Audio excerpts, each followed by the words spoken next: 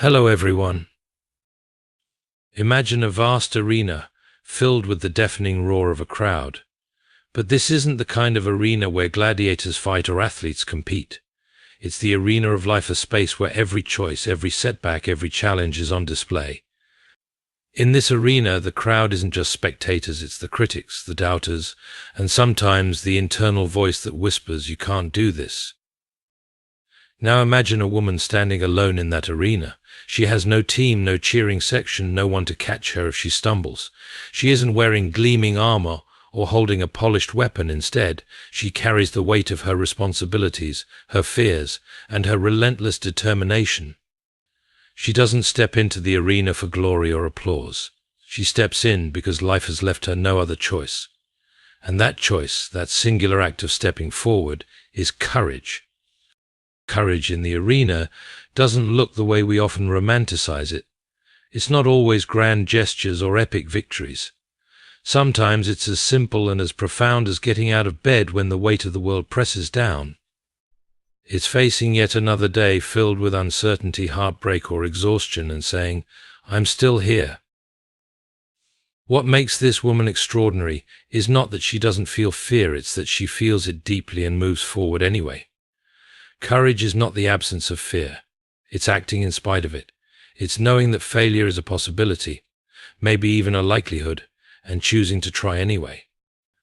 That choice to engage, to fight, to persist is the essence of what it means to stand in the arena. But the arena isn't a fair fight. The woman who fights alone doesn't come armed with the resources or the privilege that others might have. She might be carrying the invisible burdens of grief, trauma, or self-doubt. She might face a society that tells her she isn't enough, smart enough, strong enough, capable enough, and yet she chooses to stand, knowing full well the odds are stacked against her. That's courage. It's important to recognize the toll this courage takes. Standing in the arena alone is exhausting. Every decision, every mistake, every outcome rests squarely on her shoulders. There's no one to share the blame or the burden. The loneliness of the fight can be its own kind of battle. She faces not just the external challenges, but the internal dialogue that questions her every move. What if I fail? What if I'm not enough? What if no one notices the effort I'm putting in? These aren't questions born of weakness. They are the echoes of a society that often values results over resilience, victory over vulnerability. The woman in the arena is forced to contend with the reality that her courage may go unnoticed, her battles unrecognized. And yet she continues, not for validation, but because her fight is about survival, growth, and the hope of a better tomorrow. What makes her stand even more remarkable is that courage doesn't come naturally to anyone. It's not a trait we're born with, it's a muscle we build. For the woman who fights alone, every challenge becomes an opportunity to strengthen that muscle. Every setback is a lesson, every wound a story, and with each step forward she redefines what it means to be brave. Her courage doesn't just impact her own life, it ripples outward. Even if she doesn't realize it, her willingness to stand inspires others. Her story becomes a lifeline for someone else watching from the shadows, someone who feels too afraid to step into their own arena. The woman who fights alone shows us all that bravery isn't about winning, it's about showing up, even when the odds feel insurmountable. And yet, standing in the arena isn't without cost. The woman who fights alone often carries scars, visible or invisible, from battles hard fought. The scars are not signs of failure but of resilience, proof that she faced the storm and endured. Each scar tells a story of courage, of standing tall when it would have been easier to fall. These marks are not blemishes, they are badges of honor. We often idolize stories of triumph, of overcoming, of success. But the woman in the arena reminds us that the fight itself is worth honoring. Her courage is not measured by whether she wins or loses, but by her choice to show up and try, day after day. She embodies the raw, unfiltered essence of bravery, a willingness to face fear, failure, and fatigue with an open heart and an unbroken spirit. In a world that often celebrates perfection and polish, the woman in the arena reminds us of the beauty of imperfection. She doesn't have all the answers. She doesn't always get it right. But she is there, standing, fighting, living. Her courage isn't loud, it doesn't demand attention. It is quiet, steady, and relentless. It is the kind of courage that changes lives, not just hers, but ours too. Silent battles are the heaviest to carry. They are the fights that no one else sees, the ones that unfold behind closed doors, in the quiet hours of the night, or in the midst of a crowded room where everyone assumes you're fine. The weight of these battles is immense because they are born alone, with no one to share the burden or even acknowledge it exists. For the woman fighting these silent battles, every day feels like a war zone. Her struggles may not be visible to others, but they are deeply felt within her. Perhaps she's wrestling with grief, the kind that lingers long after the condolences stop coming. Or maybe it's the crushing weight of anxiety, whispering worst-case scenarios into her ear at every turn.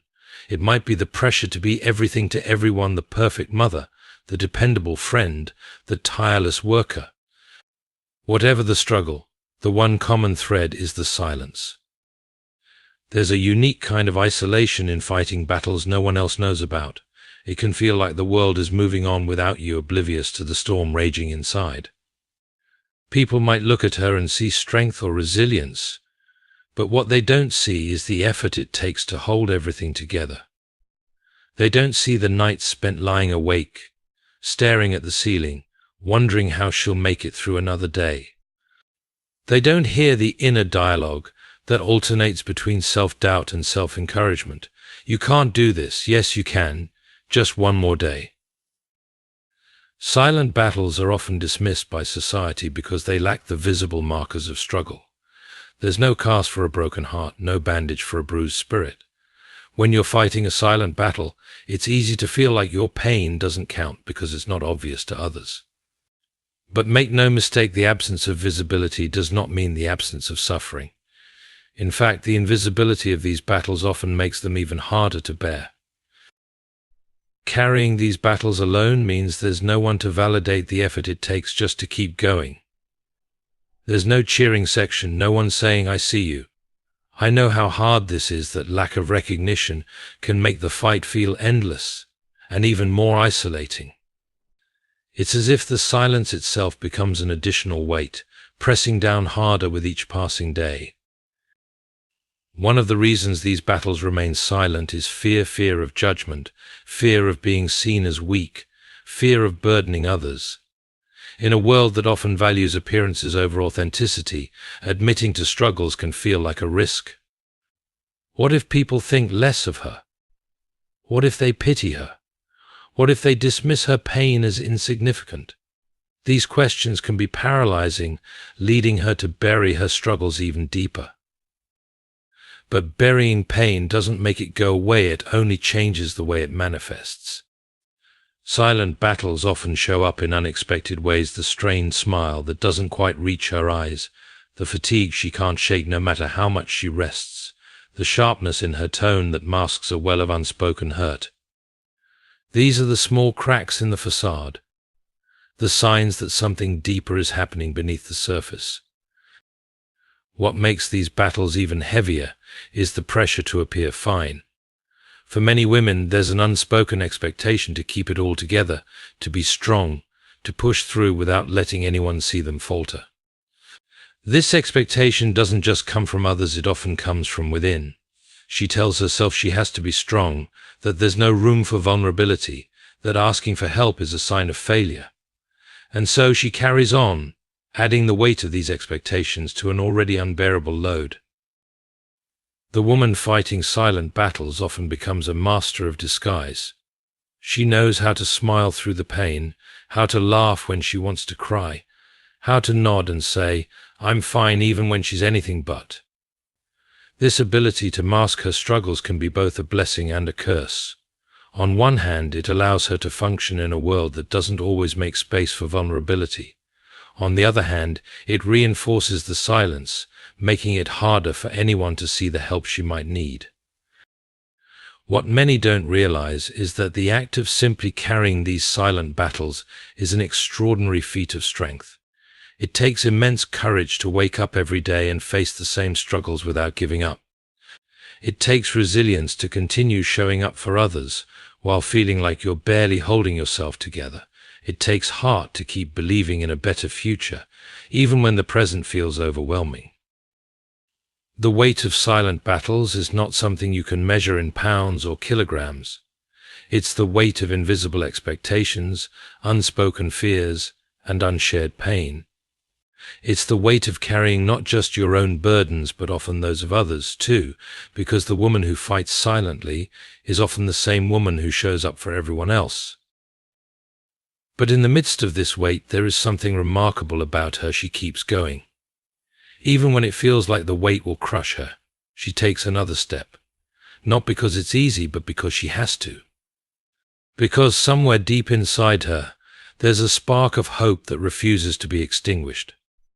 That spark is her quiet rebellion against the silence, her defiance against the weight, and her reminder that even the heaviest battles don't last forever. In a world that often equates strength with invincibility, vulnerability can feel like the ultimate act of defiance. It goes against every instinct to protect, to hide, to guard the softest parts of ourselves. Yet, there is an undeniable power in the very thing we are taught to fear. Vulnerability is not a weakness, it is a profound strength, a strength that lies in our willingness to be seen, to be real, and to face life with an open heart, even when it hurts. Vulnerability is often misunderstood. Many see it as exposing your wounds, admitting defeat, or relinquishing control. But true vulnerability is not about surrendering, it's about stepping forward, even when there are no guarantees. It's the courage to say, I don't have all the answers. It's the honesty to admit, I'm struggling. And it's the audacity to open yourself up to connection, knowing that it comes with the risk of rejection, judgment, or heartbreak. What makes vulnerability so powerful is that it requires us to confront fear head-on. Fear of failure, fear of being seen as imperfect, fear of not being enough. These fears are universal, yet we often pretend they don't exist. We wear masks, build walls, and project an image of control because it feels safer than letting the world see who we truly are. But the truth is, those masks and walls don't protect us, they isolate us. They keep us from the very things we need most: connection, understanding, and love. The woman who embraces vulnerability is someone who understands this. She knows that her strength doesn't come from pretending she's unbreakable, it comes from acknowledging that she's human. It takes immense courage to stand in front of others, or even in front of yourself, and say, this is me. These are my scars. This is where I'm still healing. Vulnerability is not a sign of weakness, it's a testament to her bravery. It's a declaration that her worth is not tied to perfection but to authenticity. There is strength in vulnerability because it invites growth. When we allow ourselves to be vulnerable, we open the door to learning, healing, and transformation. Admitting that we don't have it all figured out creates space for curiosity and exploration. Acknowledging our pain allows us to process it, rather than burying it where it can fester. Sharing our struggles with others gives them permission to do the same, creating bonds that are deeper and more meaningful than surface-level interactions. But vulnerability isn't easy. It requires trust in others, trust in ourselves, and trust in the process. And trust doesn't come without risk. The woman who dares to be vulnerable knows that not everyone will honor her openness. She may encounter judgment, dismissal, or betrayal. But she also knows that vulnerability is not about the response she receives, it's about her choice to show up fully, regardless of the outcome. That choice is her power. What's remarkable about vulnerability is how it transforms relationships. When we allow ourselves to be seen as we truly are, we create the conditions for genuine connection. Vulnerability strips away pretense and invites empathy. It says, I trust you enough to show you my truth. And in doing so, it encourages others to reciprocate. It's in these moments of shared honesty that real intimacy is born, not just in romantic relationships, but in friendships, family bonds, and even professional connections. Vulnerability also has the power to reshape our relationship with ourselves. When we stop hiding from our emotions, when we allow ourselves to feel joy, pain, fear, and hope fully, we begin to understand who we are at our core. We learn to accept the messy, imperfect parts of ourselves instead of fighting against them. This self-acceptance is a form of strength that no external validation can replicate. It's a quiet, steady confidence that says, "I am enough, just as I am." And while vulnerability may feel like stepping into the unknown, it's also where we find our greatest moments of clarity and purpose. It's in the willingness to take risks that we discover what truly matters to us. It's in admitting our fears that we find the courage to move forward. It's in opening ourselves up to others that we realize we are never truly alone. The woman who embodies vulnerability is not immune to pain. She feels it deeply. But she doesn't let that pain define her. Instead, she uses it as a bridge to understanding, to connection, to resilience. Her strength lies not in avoiding the hard truths of life, but in facing them with grace and authenticity. By embracing her vulnerability, she becomes a beacon of hope for others. A reminder that strength isn't about being unshakable, it's about being willing to stand tall, even when the ground beneath her trembles. What makes vulnerability so extraordinary is its duality. It is both the softest and the strongest thing we can offer. It is the crack in the armor that lets the light in. It is the trembling voice that speaks the truth. It is the open hand extended in trust, even when it might be slapped away. And in a world that often values power and perfection above all else, the choice to be vulnerable is nothing short of revolutionary.